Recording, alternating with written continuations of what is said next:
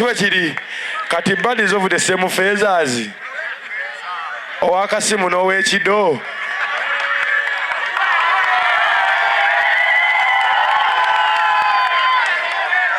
kitegeeza kwatagana ne stages enneneko bw'oba obbire ku leve ekola ki bambi top 10 batusambire abetagwa kutuga batutugire bambi kibanda waffe batusambire amagezo okumanya n'okutegeera ennyumba ya Katonda lwakyeta okuvunda bangambye ndabiseemu teekahiddako tulabiseemu katono active politician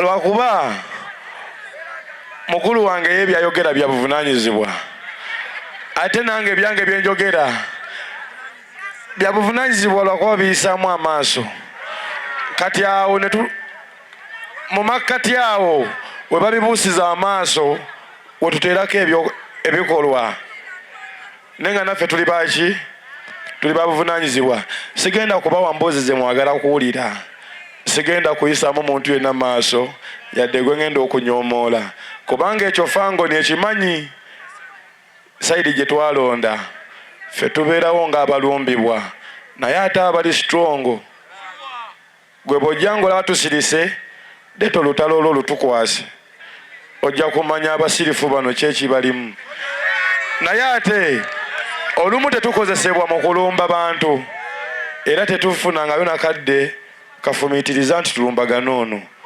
ebisinga batuwaayiriza naye bwe gutyo tebisoose ku ffe buli mu bamukola ki nze nabadde mukomera era ensobi eziri mukomera nazirabye n'ebituufu ebiriyo nabikoze ki buli alinayo omuntu bwe mukomera afune akadde amusabireko nga naali mukomera bwe yeesabira si buli aliyo nti alina omusango ate si nti buli ali ebweru ye mutuukirivu ennyo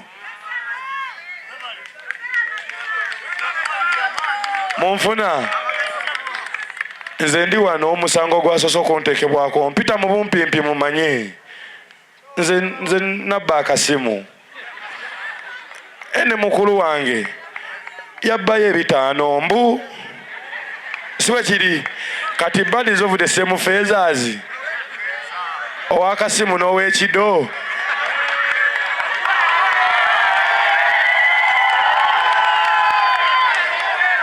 kitegeeza kwatagana ne stages enneneko bw'oba obbire ku leve ekola ki ffe tugaba respect buli omu kubanga tulina ebigambo byaffe eri mu fangon if you don't respect the elder oba the leaders of the people kitegeeza you don't respect the people bw'otaba mu kitiibwa mukulembeze w'abantu oba weerimbise mu kifaananyi naye nga ggwe abataba abantu kitiibwa kati ate waliwo ebimu bye mutagenda tegeera ng'ojja kuddayo ewammwe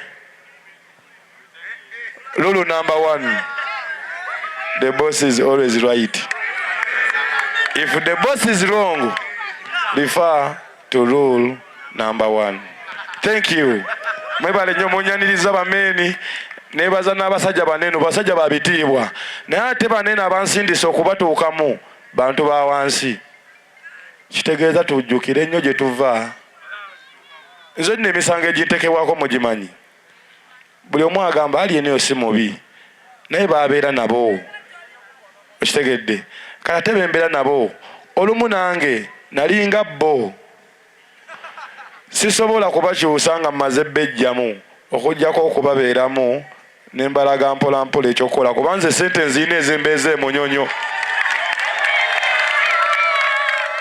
njaga munfune bulungi emisango eginvunaanibwa olumu n'abantu ne basiviliani n'olukongolo lwe banteekako jasitwa bannayuganda munfuna naye nga kitegeeza nange nyinza okuba ntose ku levo epangisa akazigo emunyonyo naye obubaka bunaava butya mu kikomera ate budde mu nkwero yensonga lwaki ne mu kizungu gye mbeera nafuulayo nkwera okubanga be bantu bange. Siri politician nnyo ne bye njogera biringa bya bana babufuzi. Kati nze kye nakoze nga nze nsobola okubeera emabega. Sina sayidi yonna wabula nsayidinga na buli Munnayuganda. Tujja kusonga kuba Katonda amaanyi abadde agatuwadde n'okusingawo. Bwe tunaabeera emabega w'omuntu ne tugamba nti Fangoni omuntu oyo tumulabire ddala, kyemmanyi ekigambo ekyo kijja kutuuka ku buli omu gwe kikwatako. Bino si bya kuyimba kubanga obubaka obw'amakulu tubuyimbye ennyimba ne muziwulira ne mutakitegeera. Abamu ne bawuliramu ndongo ne bazina, abamu ne batawuliramu n'abuuza kati bino ayimbye biki. Kitegeeza tulina kirasi mmeka? 3.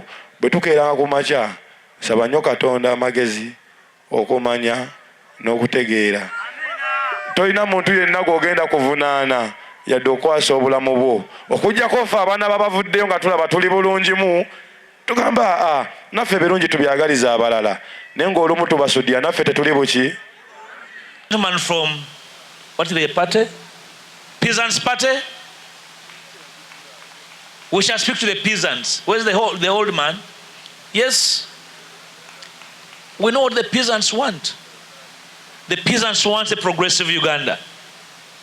This journey we are walking from today will speak to the ills that afflict the common person. And they must get out of peasantry. We are not going to be proud of harboring a country of peasants. We have the capacity and the resources.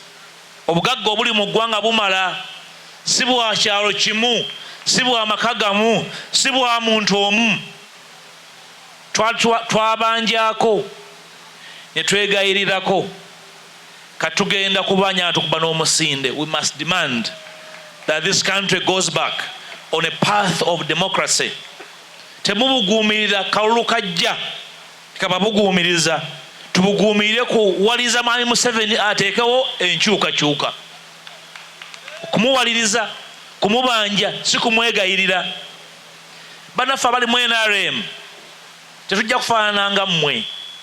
Temubadde balungi naye tujja bakuuma, tujja bakolako ffujjo nga limukoze ku baana baffe. Tumanyi bulungi abakoze ffujjo ku bantu baffe, abuuzizaawo abantu baffe tubamanyi, abeetabye mu kitta bantu tubamanyi. We are not out for revenge and retribution.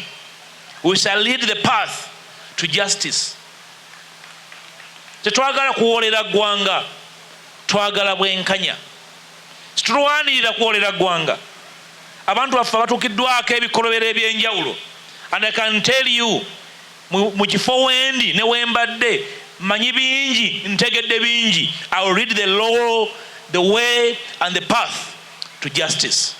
Obwenkanya abantu bwe beetaaga kye kisinga obukulu. Mwenna abavudde Buddu, abavudde Kyaggwe, abavudde Singo, abavudde Mawokota, abavudde Butambala, abavudde Mawogola, abavudde Kochi, friends from Kyadondo, from Acholi, from Busoga, from Lila, from Lango generally, and all of you Ugandans here, and those of you following social media and televisions, this is our day to dream and think again.